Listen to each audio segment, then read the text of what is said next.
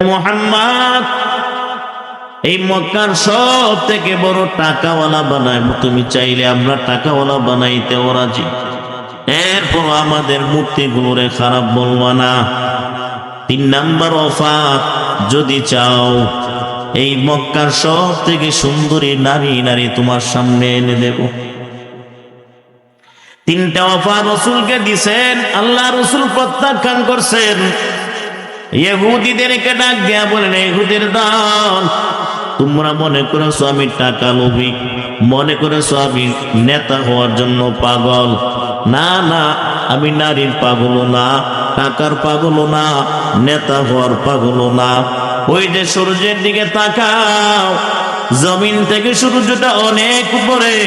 পৃথিবীর কেউ যদি সূর্যটারে স্পর্শ করার চেষ্টাও করে, করা সম্ভব হবে না।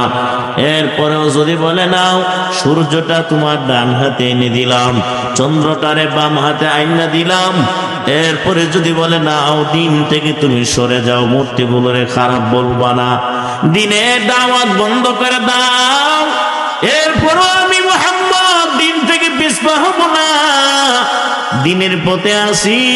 পৃথিবী উল্টে গেল, আমি মুহাম্মদ আল্লাহর কসম দিন থেকে দূরে যাব না। আমাদেরকে সুস্থ রাখার পরেও আল্লাহর শুকর আদায় করছি। আজকে স্বাধীনভাবে মাথায় টুপি দিয়া ঘুরতেছি, স্বাধীনভাবে মাথায় গায়ে পাঞ্জাবি লাগায় ঘুরতেছি, স্বাধীনভাবে কোরআনের আলোচনা শুনতে পারতেছি, স্বাধীনভাবে দ্বীনের আলোচনা শুনতে পারতেছি, দ্বীনের ব্যাপারে সহযোগিতা করতে পারতেছি। আমরা একবারও ভাবছি যে এই দিনটা কিভাবে আমাদের নিকট পর্যন্ত আসছে, কিভাবে এই দিন আমাদের নিকট পর্যন্ত আসছে? আমরা একবারও ভাবছি কি? সাহাবায়ে কেরামগণ যে কষ্ট করেছেন, রাসূল যে কষ্ট করেছেন, সাহাবীদের রক্তের উপরে ভর করে আমাদের পর্যন্ত দিন পৌঁছে। একবার দুইবার নয়, বারে বার রাসূল মানুষের ধারে ধারে যাইতেন, বারে দিনের দাওয়াত নিয়ে যাইতেন। দিন মানলে কামিয়াবি, না মানলে তোমাদের জন্য জাহান্নাম।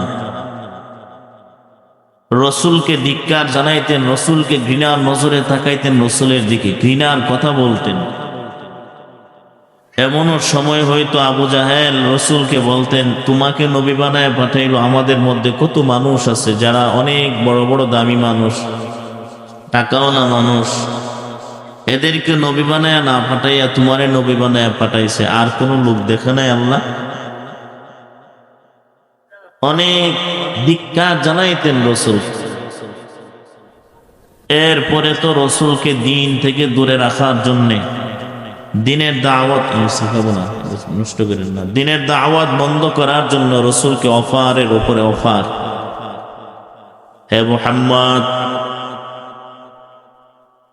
তুমি আমাদের মূর্তিগুলোরে খারাপ বলো কেন? তুমি কি চাও এই পৃথিবীর সব থেকে বড় নেতা হইবা নাকি না? নেতা হইতা যদি চাও আমরা তোমারে নেতা বানাইবো, বলো নেতা হইতে চাও কিনা? নেতা হওয়ার বিনিময়ে যদি আমাদের মূর্তিগুলোরে খারাপ বলা থেকে বন্ধ করে দাও, তাহলে আমরা নেতা বানাবো। 2 নাম্বার অফার, যদি চাও আমরা মক্কার সব থেকে বড় টাকাওয়ালা বানাবো, শিল্পপতি। এ মুহাম্মদ, এই মক্কার সব থেকে বড় টাকাওয়ালা বানাইবো, তুমি চাইলে আমরা টাকাওয়ালা বানাইতেও রাজি। এরপর আমাদের মূর্তিগুলোরে খারাপ বলবা না। 3 নাম্বার অফার, যদি চাও এই মক্কার সব থেকে সুন্দরী নারী তোমার সামনে এনে দেব। 3টা অফার রাসূলকে দিবেন, আল্লাহ রাসূল প্রত্যাখ্যান করছেন। ইহুদিদেরকে ডাক দিয়া বলেন, ইহুদির দল, তোমরা মনে করেছো আমি টাকা লোভী, মনে করেছো আমি নেতা হওয়ার জন্য পাগল। না না, আমি নারীর পাগলও না, টাকার পাগলও না, নেতা হওয়ার পাগলও না। ওই যে সূর্যের দিকে তাকাও, জমিন থেকে সূর্যটা অনেক উপরে।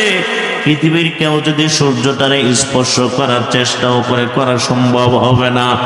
এরপরেও যদি বলে নাও সূর্যটা তোমার ডান হাতে এনে দিলাম, চন্দ্রটারে বাম হাতে আইনা দিলাম, এরপরে যদি বলে নাও দিন থেকে তুমি সরে যাও, মূর্তিগুলোরে খারাপ বলবা না, দিনের দাওয়াত বন্ধ করে দাও, এরপরও আমি মুহাম্মদ দিন থেকে পিছপা হব না, দিনের পথে আসি, পৃথিবী উল্টে গেল, আমি মুহাম্মদ আল্লাহর কসম দিন থেকে দূরে যাব না।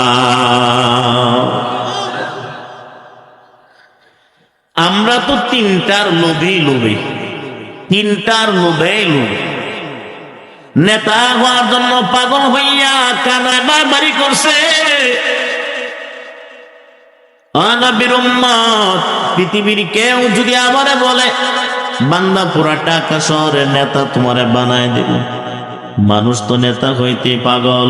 কেউ যদি বলে তোমারে টাকাওয়ালা বানাই দেব, পুরো উত্তরা দক্ষিণের টাকাওয়ালা বানাবো, আমি টাকাওয়ালা হইতে চাই।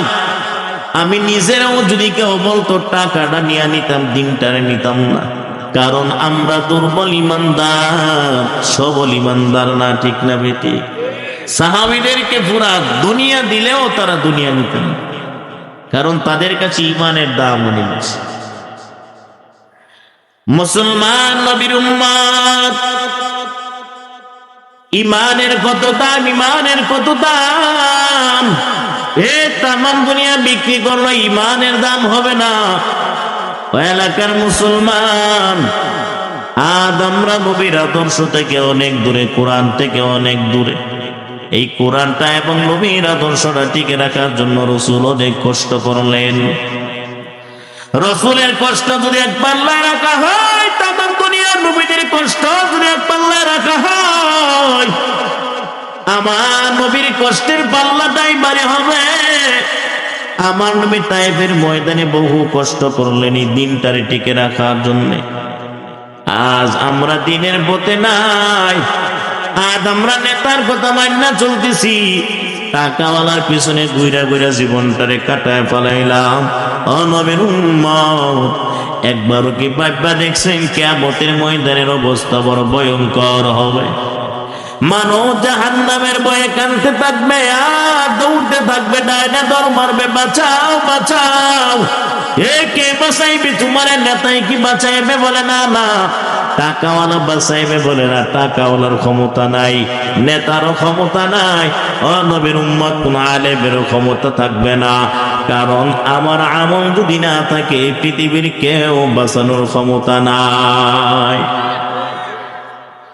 মুসলমান নবীর উম্মত, আম্মা জান আয়েশা সিদ্দিকা রাদিয়াল্লাহু তাআলা আনহা একদিন রাসূলের দিকে তাকাইলেন, তাকায় দেখছে রাসূলের চেহারার মধ্যে ক্ষত বিক্ষতের আঘাত। ওই কালো কালো দাগ দেখে আম্মা জান আয়েশা ডাক দিয়া কয়, নবী আপনার চেহারার মধ্যে কালো কালো দাগ, কিসের দাগ? আল্লাহ নবী বিশ্বনবী তখন কাঁদতে আরম্ভ করলেন। আম্মা জান আয়েশা ডাক দিয়া বলেন, ব্যাপারটা কি নবী? আমি কি কোনো বেয়াদবি করলাম নাকি? আপনি কেন কাঁদেন?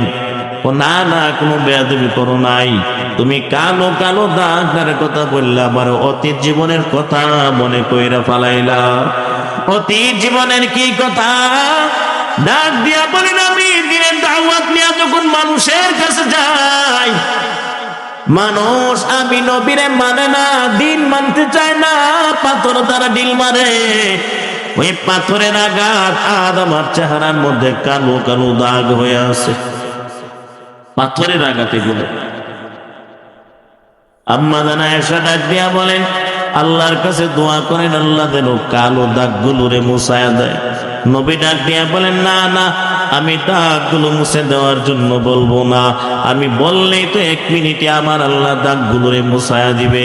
তবে হাসরের মাঠের অবস্থার দিকে তাকাও, জাহান্নামের ভয়ে যখন মানুষগুলো কানতে কানতে বড় ভাইয়ের কাছে গিয়া দৌড়াবে, এরে আমার ভাই আমারে বাঁচাও, ভাই বাঁচাইবে না। আমার মায়ের কাছে যাবে, মাও বাঁচাইবে না। বাবার কাছে যাবে, বাবাও বাঁচাইবে না। নেতার কাছে গিয়া বলবে, নেতাও বাঁচাইতে আসবে না। কে বাঁচানোর জন্য আসবে? সব নবীরা ফেল। আদম নবী থেকে নিয়ে ঈসা রুহুল্লাহ পর্যন্ত নবী আসছে। সব নবীরাই ফেল, কোন নবী উম্মতের জন্য সুপারিশ করবে না। আমি আমার উম্মতের মায়ের সেদিন সেজদায় পড়ে কান্নাকাটি করব, ও দয়ার মালিক আমার একটা উম্মতেরও জাহান্নামে দিয়েন না। আমি সেদিন সেজদায় পড়ে কাঁদবো, আর এক একটা কালো দাগের বিনিময় লক্ষ লক্ষ উম্মত জান্নাতে সুপারিশ করে নিয়ে যাব। রসুলের এক একটা কালো দাগের অনেক দাম, কষ্ট করেছেন, বহু কষ্ট করে। নবীর উম্মতের দল, হাসরের মাঠের দিকে তাকাও। হাসরের মাঠের অবস্থা বড় ভয়ঙ্কর হবে। সেদিন তোমার বাবা তোমার উপকারে আসবে না, মাও উপকারে আসবে না, সন্তান উপকারে আসবে না। উপকারে আসবে বাবাকে, উপকারে আসবে একমাত্র আমার মায়ের নবী। নবী ছাড়া সেদিন উপকারে কেউ করবে না। আমার নবী উম্মতের মায়ের সেজদায় পড়ে কান্নাকাটি করবেন। সেই নবীর আদর্শরা আজ তোমরা দূর থেকে বান্দা গ্রহণ করতে চাও না। আমার মায়ের নবীর আমরা দেখতে পারলাম না, কিন্তু নবীর আদর্শ বর্তমানে আছে না নাই? জোরে বলেন। আমার মায়ের নবীর আদর্শটা তোমার বডিতে ফিট করিয়া নাও। এই নবীর আদর্শ ফিট করবে দূরের কথা, বান্দা মসজিদে এসে নামাজ দ্বারাও ভালো করে পড়তে চায় না। ইমাম নাই, মুসল্লিও নাই, 4 রাকাত নামাজ 1.5 মিনিটে শেষ। আছে না নাই? ফজরের নামাজের সময় ইমাম সাহেব সূরা যখন লম্বা করে তেলাওয়াত করলো, ওই বান্দা কিছু কিছু মানুষ আছে দেখবেন ইমামের লম্বা সূরার পিছনের তাকাইয়া মাঝে মাঝে কাশি দেয়, কাশি। ঠিক না? হুজুর তাড়াতাড়ি নামাজটা শেষ করবেন, আপনি কি ঘুমায় গেলেন নাকি?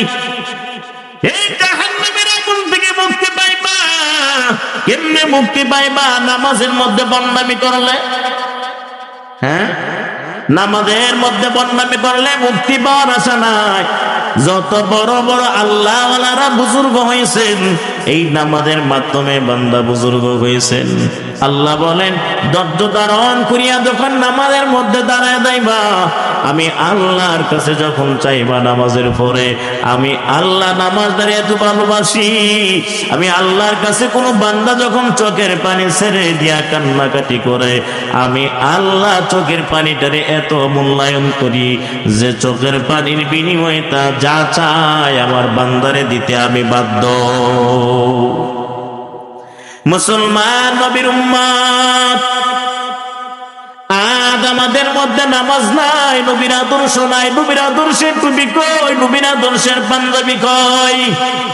এ যুবক ভাই, ও পর্দার অন্তরালের মা গো, কোরআনের মহাব্বত অন্তরে ঢুকাইয়া নবীর আদর্শটা তোমার বডির মধ্যে ফিট করিয়া আমল বলা জিন্দেগি কইরা বিদায় হয়ে দাও।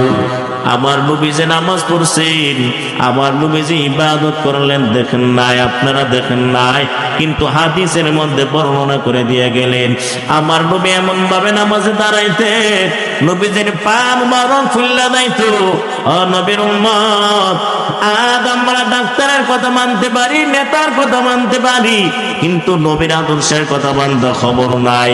নেতায় যদি ডাক দিয়া বলেন যাও এমন কাজটা করবা, নেতার আদেশটা পালন করতে গিয়া 15 দিন পর্যন্ত বান্দার নামাজের খবর নাই। আমার নবী কি তোমার নেতা থেকে দাম কম? আমার আল্লাহর কি দাম তোমার ডাক্তারের থেকে কম? বলেন না, ডাক্তারের থেকে আমার নবীর দাম কম না। আমার নবীর দাম কেমন জানো? এই মেশকাত শরীফের হাদিস খন্ড 533 নং হাদিসে উল্লেখ করছেন, মদিনার জঙ্গলার ভিতরে একটা রাখাল, ওই রাখাল যখন রাখালি করেন, বকরিগুলোরে রাখেন, মালিকের দায়িত্ব পালন করেন। হঠাৎ করে তাকায় দেখে একটা বাঘ তার রাখালের পালের ভিতরে ঢুকে গেল, ছাগল পালের ভিতরে। ওই রাখাল বাঘের দিকে নজর কইরা তাকায় দেখছেন ছাগলগুলো নিয়ে যাবে। বাঘ, রাখাল বাঘের ডাক দেয়া বলে, বাঘ আমার পালের ভিতরে ঢুকবি না। এরপরও বাঘে পালের ভিতরে ঢুকিয়া মাঝখান থেকে একটা ছাগল কামড়ায় ধরিয়া নিয়ে জঙ্গলার দিকে রওনা হয়ে যায়।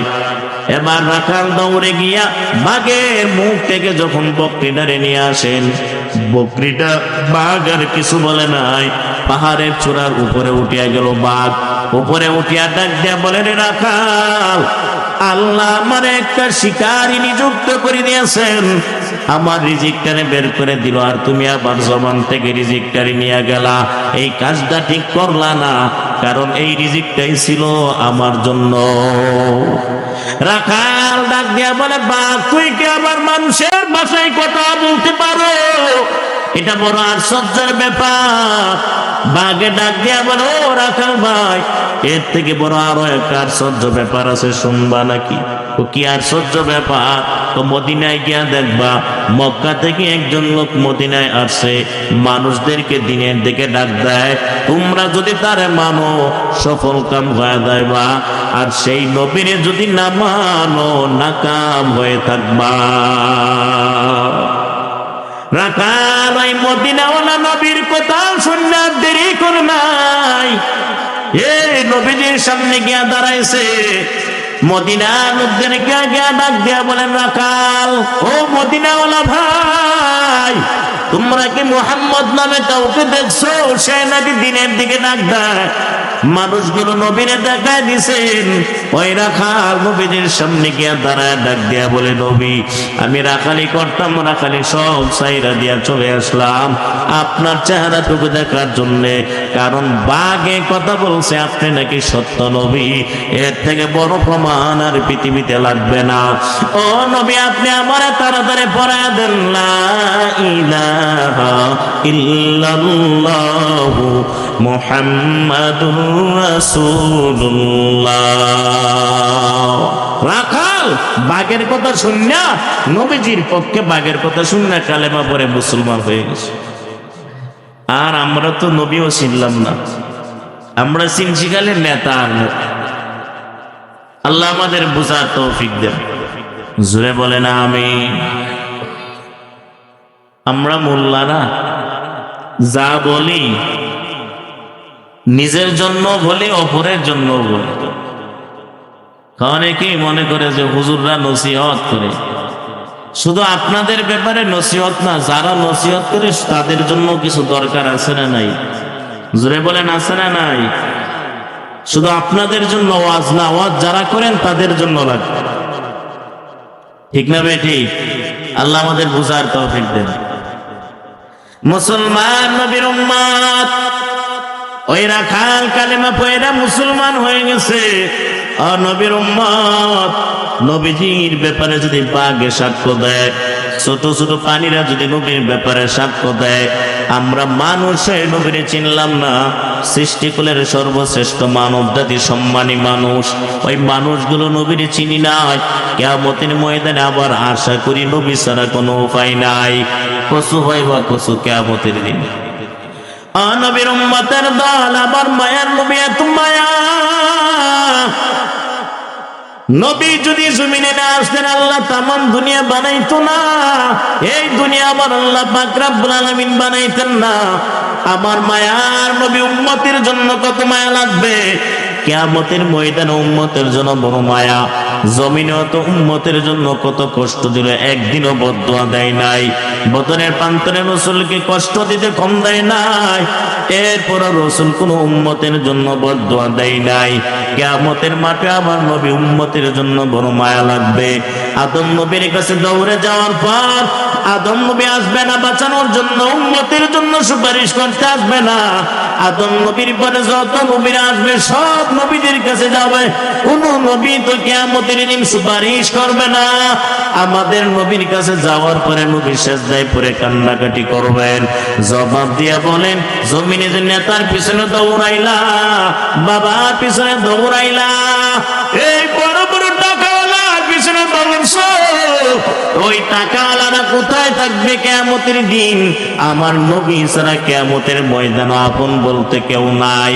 তোমার নেতা আপন হবে না। অনুরোধ করে বলবো, বান্দা, নেতার পিছনে যারা সামসামি কইরা জীবনটারে ধ্বংস করে দিলা, টাকাওয়ালার পিছনে সামসামি কইরা যারা জীবনটারে নষ্ট করে দিলা, ওই নেতা তোমার আপন না, টাকাওয়ালা তোমার আপন হবে না। আপন যদি বানাইতে চাও, এই মদিনাওয়ালা নবীরে আপন বানায় নাও। মুসলমান নবীর উম্মত, ও অনুরোধ করে বলবো, বাবা কিয়ামতের আযাবের ভয় অন্তরে ঢুকায় দাও। এটা দুনিয়া না, কবরের আযাব বড় ভয়ঙ্কর। জমিনের আগুন থেকে 69 ভাগ বেশি পাওয়ার হলো জাহান্নামের আগুনের পাওয়ার। মানুষগুলো যখন কান্নাকাটি করবে, ও আমার মালিক, জাহান্নামে এখনো দেই নাই, জাহান্নামের তীব্র গরমটা মাত্র দেওয়া হবে।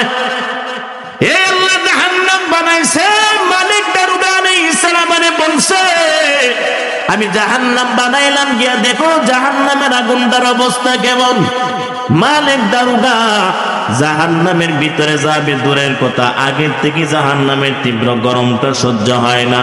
আল্লাহর কাছে দোয়া করেছেন, আল্লাহ জাহান্নামের আগুনের গরমের হিট আমি কাছে যাইতে পারি না, কেমন জাহান্নাম আপনি বানাইলেন।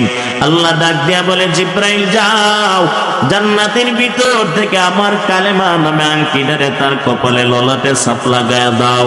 সাপ লাগায়া দেওয়ার পর জাহান্নামের ভিতরে মালিক দারোগা ঢুইকা গেলেন, জাহান্নামের আগুন অনেক দূরে চইলা গেল।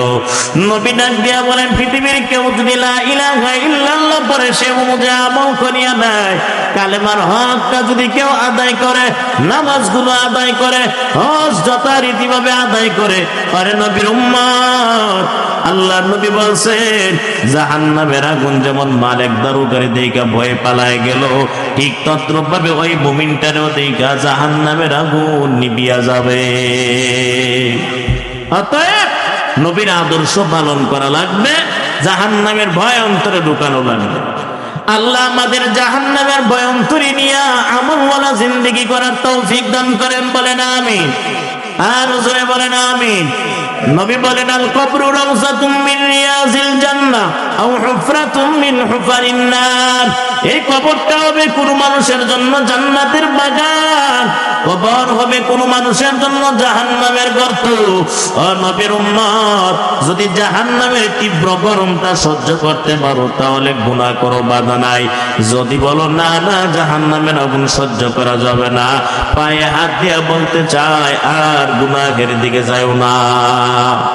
যদি সময় থাকে, ও বৃদ্ধ বাবাজিরা, পারলে একটা ছেলের আলেম বানায় বিদায় হয়ে যাও। এই মরণের সময় যেন তোমার জানাজার নামাজটা পড়তে পারে বান্দা। অন্তত ছেলেটা যখন তোমার কবরের পাশে গিয়ে দাঁড়াইয়া দোয়া করবে, আমার আল্লাহর দরবারে কোনো পর্দা থাকবে না, ছেলের দোয়া কবুল কইরা নিবে।